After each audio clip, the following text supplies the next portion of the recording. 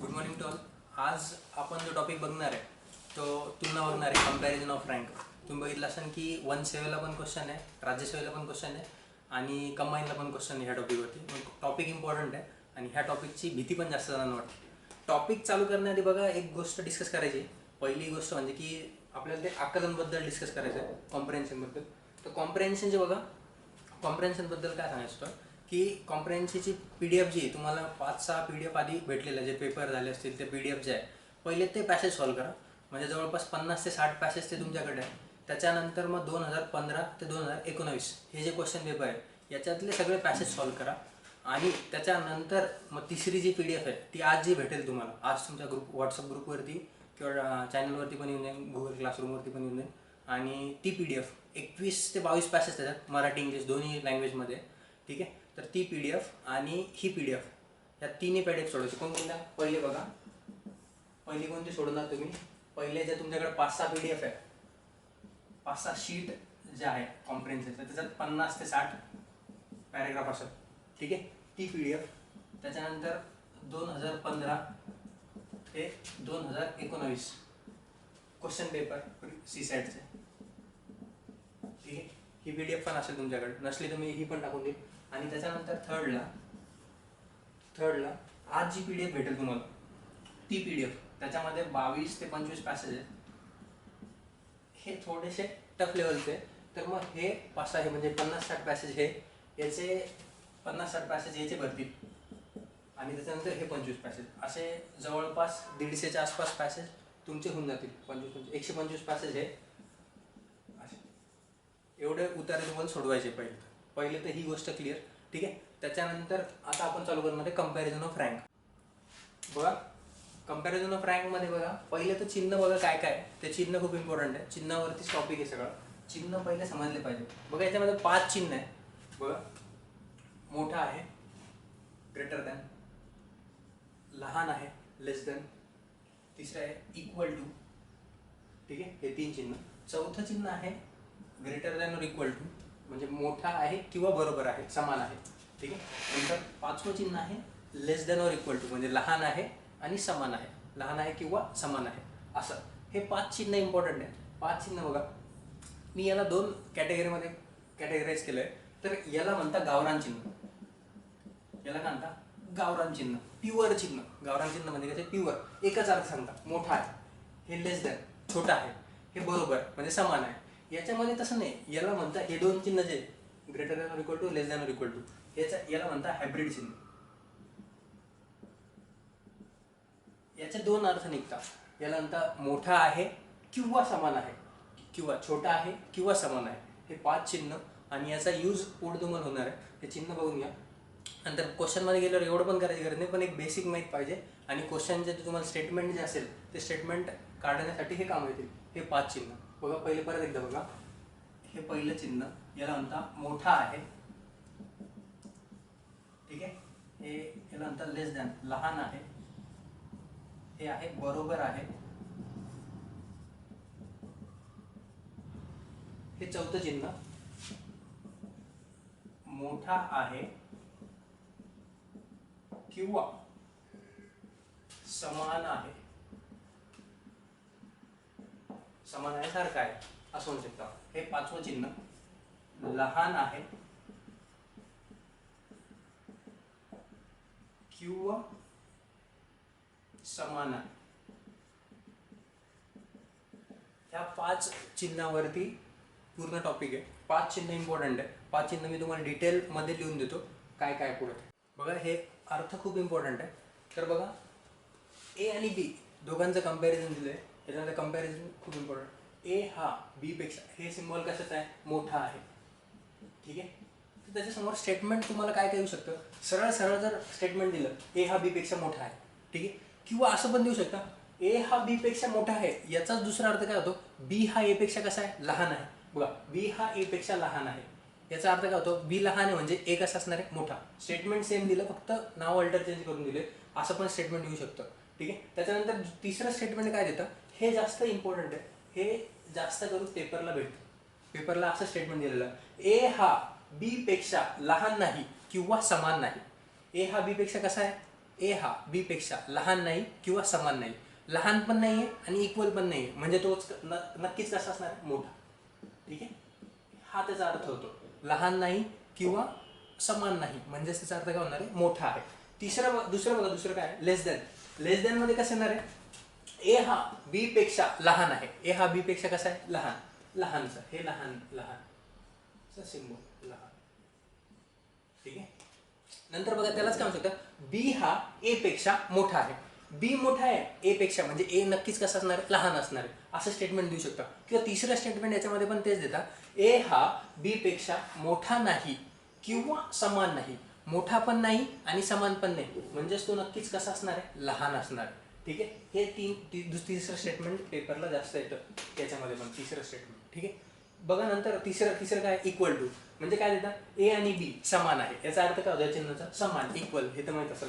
ठीक आहे, पण स्टेटमेंट कसं देतं, असं स्टेटमेंट नाही देणार तुम्हाला गरीबासारखं. स्टेटमेंट फिरून देतात. स्टेटमेंट असं भेटतं, ए हा बी पेक्षा मोठा नाही किंवा लहान नाही. मोठा पण नाही आणि लहान पण नाही, म्हणजेच कसं असणार, इक्वल असणार. ठीक आहे, हे 3 चिन्ह झाले आणि हे 3 स्टेटमेंट. त्याचं स्क्रीनशॉट काढून घ्या म्हणजे तुम्हाला ते लिहून घ्या व्यवस्थित. ठीक आहे, त्याच्यानंतर बाकीचे 2 चिन्ह बघू आपण. बघा पुढचं चिन्ह बघा, आता आपण 3 चिन्ह बघितले याच्या आधी. बघा पहिलं चिन्ह बघितलं मोठा आहे, दुसरं चिन्ह बघितलं लहान आहे, तिसरं चिन्ह बघितलं बरोबर आहे, चौथं चिन्ह बघा काय, मोठा आहे किंवा समान आहे, आणि 5वं चिन्ह आहे लहान आहे किंवा समान आहे. ठीक आहे, तर बघा चौथ्या चिन्हामध्ये काय स्टेटमेंट देताना याचा काय अर्थ होतो, ए हा बी पेक्षा मोठा आहे किंवा कसा आहे, समान आहे, हा त्याचा अर्थ होतो. पण स्टेटमेंट असं नाही देणार. स्टेटमेंट काय देतात, स्टेटमेंट असं भेटतं पेपर, ए हा बी पेक्षा लहान नाही म्हणजेच काय असणार, तो एकतर कसा असणार आहे, मोठा असणार आहे किंवा कसा असणार आहे, समान. लहान नाही याचे 2 अर्थ होतात, म्हणजे एक तर तो कसा असणार आहे, मोठा, किंवा कसा असणार आहे, समान असणार आहे, इक्वल असणार. ठीक आहे, 5वं चिन्ह बघा काय सांगितलंय, ए इज लेस दॅन और इक्वल टू बी. ए हा बी पेक्षा लहान आहे किंवा समान आहे. ए हा बी पेक्षा कसा आहे, लहान आहे किंवा समान आहे. ए हा बी पेक्षा लहान आहे किंवा समान आहे. त्याचाच अर्थ काय होतो, ए हा बी पेक्षा मोठा नाही. मोठा नाही म्हणजेच काय म्हणणार तुम्ही, मोठा नाही आहे म्हणजे तो कसा असणार, एक तर समजा मी म्हणतोय की मी प्रणवपेक्षा मोठा नाही, म्हणजे मग कसं असणार आहे, प्रणव आणि मी सेम एजचे असणार आहे, किंवा प्रणव माझ्यापेक्षा कसं असणार आहे, लहान असणार. ठीक आहे, तर ते वाक्य देताना असं देतात, ए हा बी पेक्षा मोठा नाही. ठीक आहे, हे याचं पण एकदा स्क्रीनशॉट काढून घ्या. हे वाक्य जास्त करून पेपरला भेटतात, याचा व्यवस्थित स्क्रीनशॉट काढून घ्या. ठीक आहे, नंतर मग पुढे डिस्कस करू आपण कसं. ठीक आहे, तर बघा क्वेश्चनमध्ये बघू, पहिले आपण संबंध लावायचा प्रयत्न करू. बघा पहिल्या स्टेटमेंटमध्ये काय सांगितलं, A is greater than B, B is greater than C. ठीक आहे, आणि तुम्हाला जर विचारलं की ए आणि सी मध्ये काय संबंध असेल, किंवा ए मोठा आहे, ए लहान आहे, किंवा सी मोठा आहे, लहान आहे, जे काय असेल ते. तर बघा पहिले तर आपण बेसिकवाल्या मेथडने जाऊ, बेसिकमध्ये कसं करणार बघा. ठीक आहे, तर बेसिकमध्ये काय करणार, मी ह्या दोन्ही स्टेटमेंटला मर्ज करणार, दोन्ही स्टेटमेंटला जॉईन करणार. ठीक आहे, बघा A is greater than B आणि बी सेम आहे, तर मग B is greater than C, असं स्टेटमेंट लिहिलं मी. ठीक आहे, A is greater than B is greater than C. तुम्हाला विचारलं आहे कोणामध्ये संबंध लावायचा, ए आणि सी मध्ये. ठीक आहे, तर बघा ए हा बी पेक्षा मोठा आहे आणि बी हा कोणापेक्षा मोठा आहे, सी पेक्षा. आता बघा त्याला कसं, म्हणजे ए हा सी पेक्षा कसं होऊन जाईल, मोठा होऊन जाईल. कसं ते बघा. आता आपण एकदा पहिले तुम्हाला याच्या मेथडने पण सांगतो आणि नंतर तुम्हाला शॉर्टकटने पण सांगतो कसं जायचं. हे एवढं करायची गरज नाही, पण एक बेसिक म्हणून हे 3-4 गणित असे बघू, नंतर आपण त्याला शॉर्टकटने जाणार. मग ते कसं बघा, आता समजा बघा हा पेन जो आहे हा ए आहे, हा पेन काय आहे ए, हे काय आहे ब्ल्यू, हा पेन जो आहे हा सी आहे, आणि माझं डोकं जे आहे ते कोणतं आहे, ते बी आहे. ठीक आहे, हे बघा ए कोण आहे, पेन हा रेडवाला, त्याच्यानंतर माझं डोकं काय आहे बी, आणि नंतर ब्ल्यू पेन कोणता आहे, हे हा जो पेन आहे हे कोणता आहे सी. तर बघा आता पहिल्या स्टेटमेंटमध्ये काय सांगितलं, ए हा मोठा आहे कोणापेक्षा, बी पेक्षा, म्हणजे रेड पेन मोठा आहे कोणापेक्षा, माझ्या डोक्यापेक्षा, म्हणून मी त्याला थोडंसं वरती केलं. ठीक आहे, आणि नंतर दुसरं स्टेटमेंट काय, बी हा मोठा आहे सी पेक्षा, बी मोठा आहे, बी म्हणजे माझं डोकं, हे मोठं आहे कशापेक्षा, सी पेक्षा. आता तुम्ही डायग्राममध्ये बघा ना, ए हा कशापेक्षा मोठा होणे, सी पेक्षा, ए हा कशापेक्षा मोठा आहे, सी पेक्षा, ए इज ग्रेटर दॅन सी. ठीक आहे, हे झालं मेथडनी. आता बघा आपण त्याला कसं जाणार, मी याला म्हणतो की जर कधी पण चिन्ह एका साईडला असले, सगळ्यांचे चिन्हांचे तोंड जर एका साईडला असते तर त्याच्यामध्ये संबंध लागेल. ठीक आहे, चिन्हांचे जर तोंड एका साईडला असतील तर ए आणि सी मध्ये कोणता संबंध लागणार, तर हा संबंध लागणार. ए हा एक चिन्ह उचलणार त्याचं, ठीक आहे. ए हा मोठा असेल सी पेक्षा.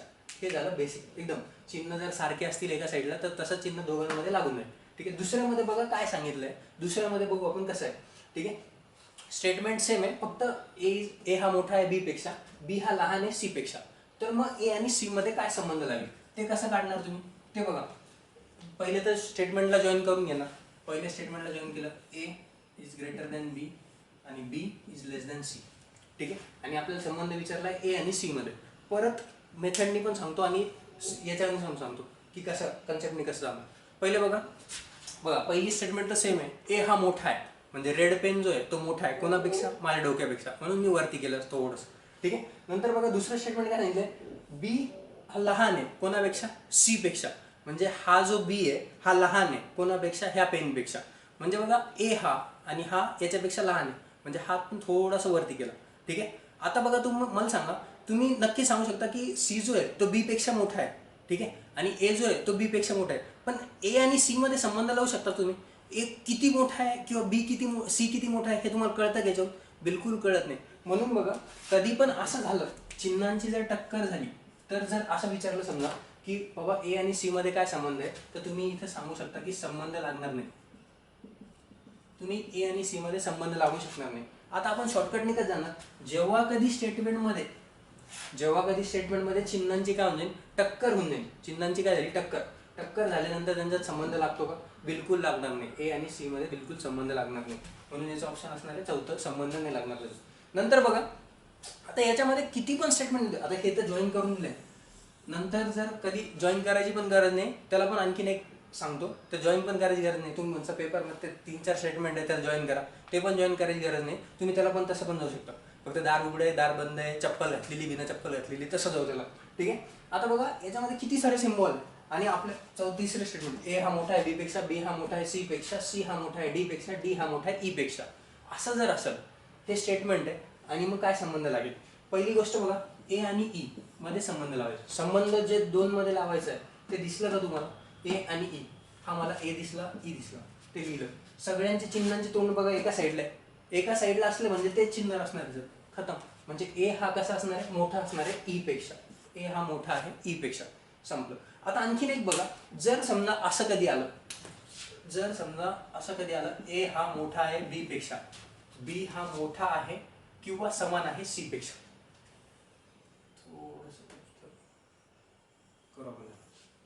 असं जर स्टेटमेंट आलं, ए हा मोठा आहे बी पेक्षा, बी हा मोठा आहे सी पेक्षा. आता ह्या सिम्बॉलला काय म्हणणार बघा, हे फक्त साधा सिम्बॉल आहे म्हणून मी याला म्हणतो साधा सिम्बॉल. याला काय म्हणणार मी, हे बघा याच्या खाली एक रेष आहे म्हणून मी याला म्हणणार चप्पल घातलेलं. याला काय म्हणणार मी, चप्पल घातलेलं. आणि हे काय असणार, बिना चप्पल आलं.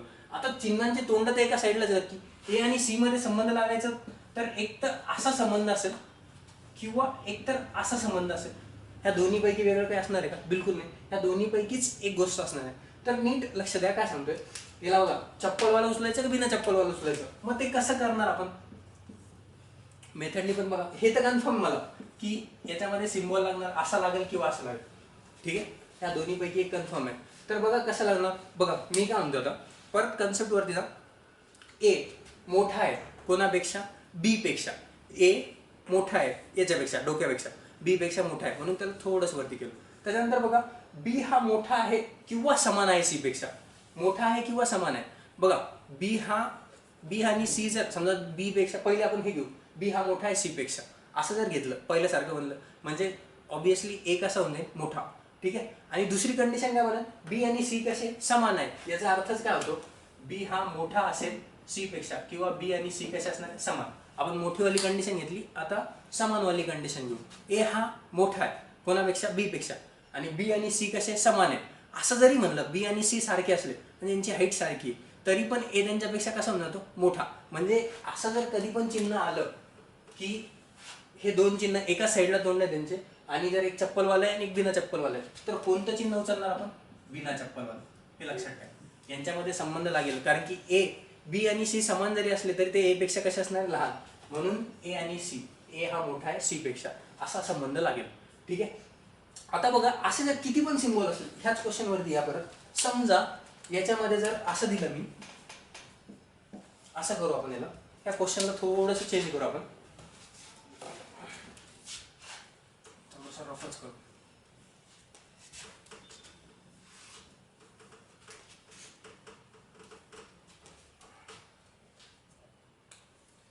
A is greater than B, B is greater than or equal to C, greater than or equal to D, greater than or equal to E. ठीक आहे. संबंध कशामध्ये विचारलाय समजा, पहिले ए आणि ई घेऊ आपण. यांच्यामध्ये काय संबंध लागेल बघा. ए आणि ई आपण आताच बघितलं, सगळ्यांचे तोंड एका साईडला आहे. एक चप्पलवाला आहे, बिना चप्पलवाला आहे, एक बिना चप्पलवाला आहे, बिना चप्पलवाला आहे, एकच बिना चप्पलवाला. आणि संबंध विचारलाय ए आणि ई मधला. ठीक आहे. ए आणि ई मधला संबंध विचारलाय तुम्हाला. तर बघा काय करणार तुम्ही, याच्यामध्ये संबंध कसा लावणार ए आणि ई मध्ये. तर बघा एक चप्पलवाला आहे, एक सॉरी बिना चप्पलवाला आहे, एक चप्पलवाला आहे, चप्पलवाला आहे, चप्पलवाला. तर याच्यामध्ये संबंध आणि सगळ्यांची तोंड एकाच साईडला असली तर कोणतं चिन्ह उचलणार, बिना चप्पलवाला. ठीक आहे ना. हे वालं ABC वालं जे असं केलं होतं आपण तसं. ठीक आहे. त्याच्यानंतर जर मी असं जर विचारलं तुम्हाला, बी आणि ई मध्ये काय संबंध आहे, सगळे चिन्ह बघा कोणते, चप्पलवाले, चप्पल घातली त्यांनी म्हणजे, आणि एका साईडला तोंड आहे म्हणून त्यांचं कसं आहे ना असं. ठीक आहे. जर स्टेटमेंटमध्ये जॉईन केलेलं नसेल, स्टेटमेंट जॉईन करायची पण गरज नाही. क्वेश्चनमध्ये आल्यानंतर ते त्याला कसं जायचं ते पण सांगू. ठीक आहे. तर बघा क्वेश्चन बघू आपण काय काय. क्वेश्चन बघा, क्वेश्चनमध्ये हे स्टेटमेंट दिलेलं आहे, हे स्टेटमेंट आहे आणि तुम्हाला संबंध विचारला टी आणि क्यू मध्ये. आता तुम्ही टी बघणार, क्यू बघणार, असं स्टेटमेंट जॉईन करून दिले. जिथं कुठं मला इक्वलचं साईन दिसणार, फक्त इक्वलचं बरोबर, मी ते इक्वलचं साईन त्याला एकच मानणार. त्याला मी कसं मानतो बघा, त्याला कसं लिहिणार मी, ह्या स्टेटमेंटला कसं लिहिणार, इक्वलचं चिन्ह कुठे दिसते मला इथं. तर मी त्याला कसं लिहिलं, पी लेस दॅन क्यू आणि आर समान आहे म्हणून क्यू आणि आर असं लिहून दिलं. ठीक आहे. नंतर R greater than or equal to S आणि greater than or equal to T. ठीक आहे. आणि तुम्हाला आता पहिल्या कन्क्लुजनमध्ये, पहिल्या निष्कर्षामध्ये असं विचारलं समजा, पहिल्या निष्कर्षामध्ये संबंध कोणाकोणाच लावायचा, टी आणि क्यूचा लावायचा. बघा टी आणि क्यूचा, टी आणि क्यू, टी दिसलं, हे दिसलं, टी, क्यू दिसलं, तो दिसलं, टी आणि क्यू. बघा टी आणि क्यू मध्ये संबंध लावताना, टी आणि क्यू मध्ये संबंध लावताना संबंध लागू शकतो का, लागू शकतो, कारण की दोन्ही चिन्ह कोणत्या साईडला आहे, एकाच साईडला आहे. म्हणून बघा काय संबंध लागेल, क्यू हा, क्यू आणि टी कोणते चिन्ह आहे, चप्पलवाले. दोन्ही चिन्ह कोणते, चप्पलवाले. दोन्ही चिन्ह क्यू आणि टी मध्ये जे आहे ते चप्पलवाले, म्हणून कोणतं चिन्ह येणार याच्यामध्ये, चप्पलवाले. ठीक आहे. म्हणजे काय म्हणजे याचा अर्थ, क्यू हा मोठा आहे टी पेक्षा, असं अर्थ होतो. क्यू हा कसा आहे, मोठा आहे कोणापेक्षा, टी पेक्षा. इथं काय सांगितलंय, टी हा लहान आहे कोणापेक्षा, क्यू पेक्षा. म्हणजे क्यू कसा असणार आहे, मोठा असणार आहे. त्यांनी यालाच उलट लिहिलेलं आहे. ठीक आहे ना. याचा अर्थ काय होतो बघा, याचा अर्थ मी इथे लिहितो, आपलं जे उत्तर आलं त्याचा अर्थ मी इथे लिहितो, क्यू हा मोठा आहे किंवा समान आहे, क्यू हा मोठा आहे किंवा समान आहे कोणापेक्षा, टी एवढा. असं क्यू हा मोठा आहे टी पेक्षा किंवा समान आहे. आणि इथं काय सांगितलंय, टी हा लहान आहे कोणापेक्षा, क्यू पेक्षा किंवा समान आहे. टी हा कसा आहे, लहान आहे. इथं पण तेच म्हणतंय, टी हा लहान आहे, क्यू हा मोठा आहे आणि समान पण आहे. म्हणजे पहिला निष्कर्ष कसा असणार आहे, करेक्ट. पहिला निष्कर्ष कसा असणार आहे, करेक्ट. आणि दुसरा निष्कर्ष बघा, आर आणि पी मध्ये संबंध लावायचा आहे. ठीक आहे. आर आणि पी मध्ये संबंध लावायचा. आर दिसलं, हो दिसलं, पी दिसलं, हो दिसलं, आर आणि पी. आता बघा आर आणि पी मध्ये एकच चिन्ह आहे, कोणतं चिन्ह आहे, पी हा मोठा आहे आर पेक्षा, असा अर्थ होतो त्याचा. पी हा मोठा आहे आर पेक्षा असा अर्थ होतो. सॉरी, पी हा लहान आहे कोणापेक्षा, आर पेक्षा असा अर्थ होतो. इथं काय सांगितलंय, आर हा मोठा आहे पी पेक्षा. बघा ना, पी हा लहान आहे आर पेक्षा असा याचा अर्थ होतो. पी हा कसा आहे, लहान आहे कोणापेक्षा, आर पेक्षा. म्हणजे आर नक्कीच पी पेक्षा कसा असणार आहे, मोठा. आणि इथं पण ते सांगितलं आर हा मोठा आहे कोणापेक्षा, पी पेक्षा. म्हणून उत्तर काय असणार आहे, हे पण बरोबर. म्हणजे 1 आणि 2 दोन्ही पण बरोबर हे उत्तर असणार आहे. दोन्ही कन्क्लुजन फॉलो झाले म्हणून दोन्ही कन्क्लुजन कसे असणार आहे, बरोबर असणार आहे. आता बघा तुम्हाला याच्यामध्ये कन्फ्यूज वाटलं असेल की क्यू हा लहान आहे की मोठा आहे, एवढं काढत बसायचं का दर क्वेश्चनला. तर एवढं पण काढायची गरज नाही. तर बघा आणखीन एक मेथड सांगतो तुम्हाला, काय मेथड आहे तर बघा त्याच्यात काय सांगितलंय. आता नीट लक्ष द्या. परत मी तुम्हाला एक मेथड सांगतो, त्याला आणखीन सोपं करू आपण त्याला. ही झाली मेथड. आता बघा त्याला काय करणार, मी हे तर पहिलं स्टेटमेंट सारखंच लिहिणार. हे जे असेल पी, हे क्यू आणि आर समान आहे म्हणून एका खाली एक लिहून घेतलं. पी क्यू आणि आर कसे दिले स्टेटमेंटमध्ये समान म्हणून त्याला कसं दिलं खाली लिहून घेतलं. त्याच्यानंतर मोठा आहे एस, मोठा आहे टी. ठीक आहे. हे स्टेटमेंटला मी फक्त ह्या स्टेटमेंटला हे बरोबरचं चिन्ह जे होतं ते सोपं जावं म्हणून याला मी असं करून घेतो बस, बाकी काही चेंज नाही. ठीक आहे. आता बघा, आता ते दोन्ही स्टेटमेंट आपण कसे चेक करणार ते नीट लक्ष द्या. टी आणि क्यू मध्ये संबंध लावायचा आहे. मला सांगा, हे बघा याला मी म्हणतो की बघा मी टी पासून क्यू पर्यंत जाऊ शकतो का. पहिले बघा कन्क्लुजन मध्ये आलोय, निष्कर्षामध्ये आलोय, तर मी टी पासून क्यू पर्यंत जाऊ शकतो का. टी पासून क्यू पर्यंत जाऊ नाही शकत मी, कारण की इथून काय लागलं मला दरवाजा हा बंद आहे, हे टोक लागलं म्हणजे बंद आहे असं. ठीक आहे. इकडून इकडे नाही जाऊ शकत, पण मी कन्क्लुजन मध्ये क्यू पासून टी पर्यंत जाऊ शकतो ना. क्यू पासून कुठे जाऊ शकतो टी पर्यंत. इकडून दरवाजा कसा आहे ओपन गेट आहे असं म्हणू शकतो. हे इकडून दरवाजा उघडा आहे. टी पासून क्यू पर्यंत जाऊ शकत, पण क्यू पासून टी पर्यंत जाऊ शकतो. बघा पहिला निष्कर्ष काय, कुठून कुठे जाणार क्यू पासून टी पर्यंत. कुठून क्यू पासून टी पर्यंत. टी पासून तर जाता येत नाही कारण की दरवाजा कसा लागला बंद. ठीक आहे. ते चप्पलवाला बिन चप्पलवाला पण सांगतो. क्यू पासून कुठे जाणार टी पर्यंत. आता बघा, आता स्टेटमेंटमध्ये आलो, क्यू दिसलं, क्यू पासून कुठे जायचं आपल्याला टी पर्यंत. टी दिसतंय का, हो दिसतंय.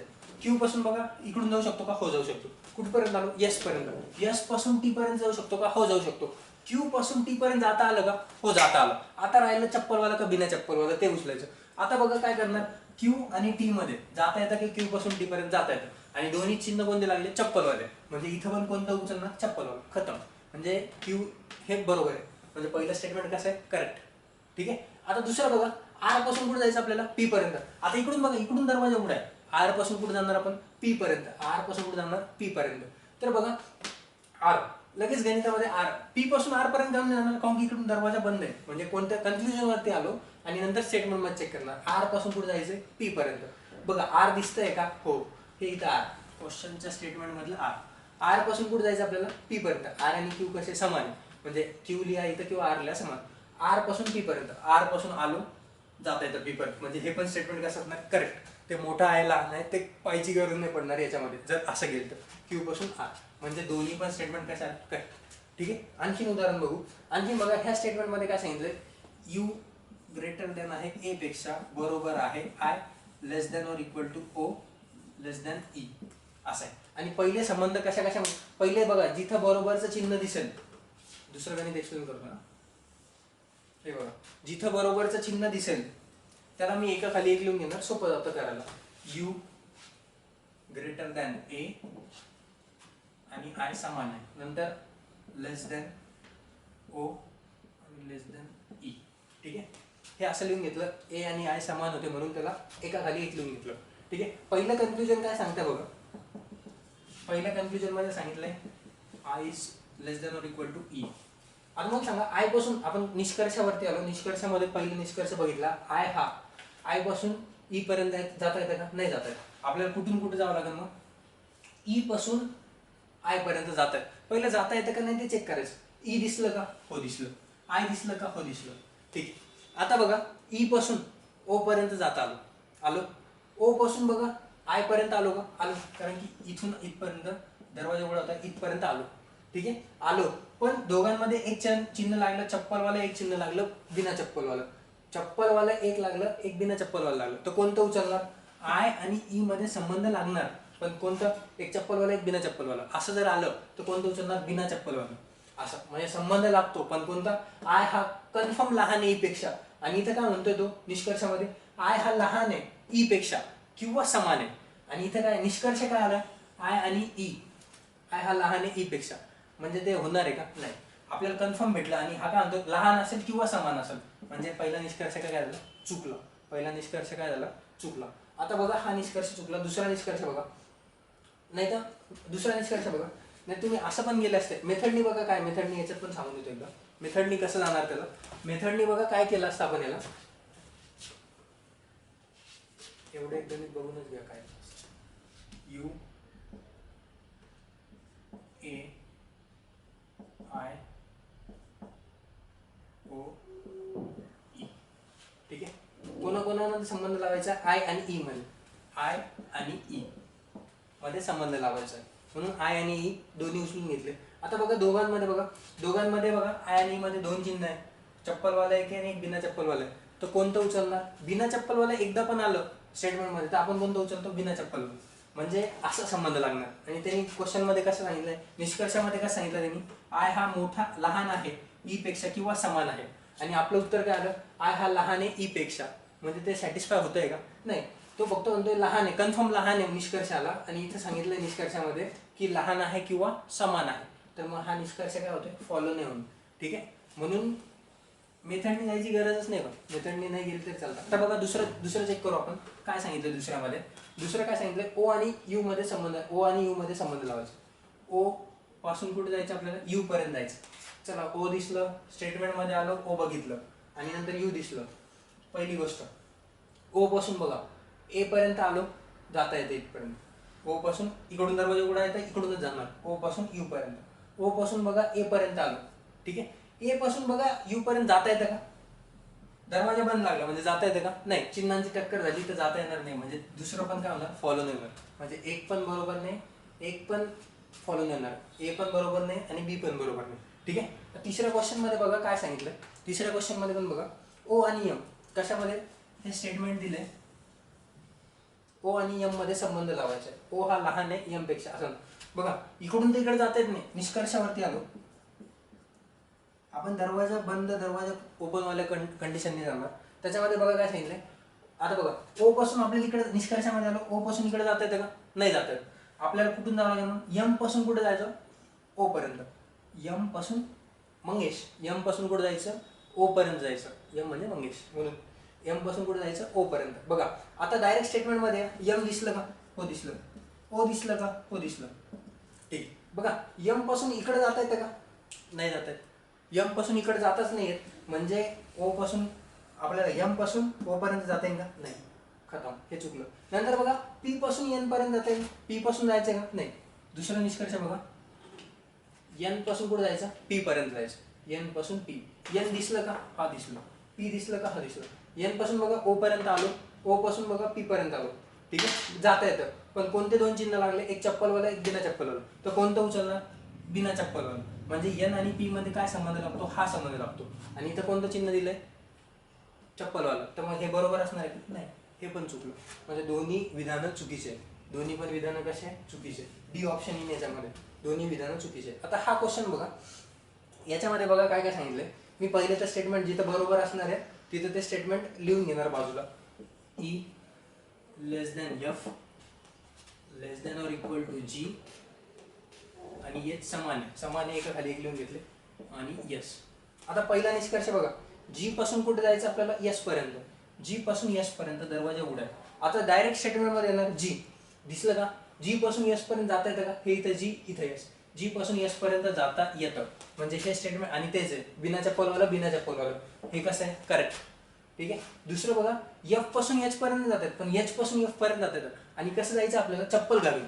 एच पासून एफ पर्यंत.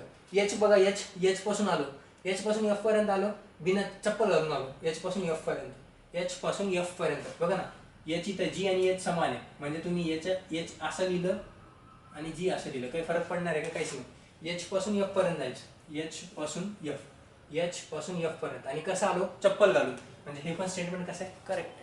ठीक आहे. ठीक आहे.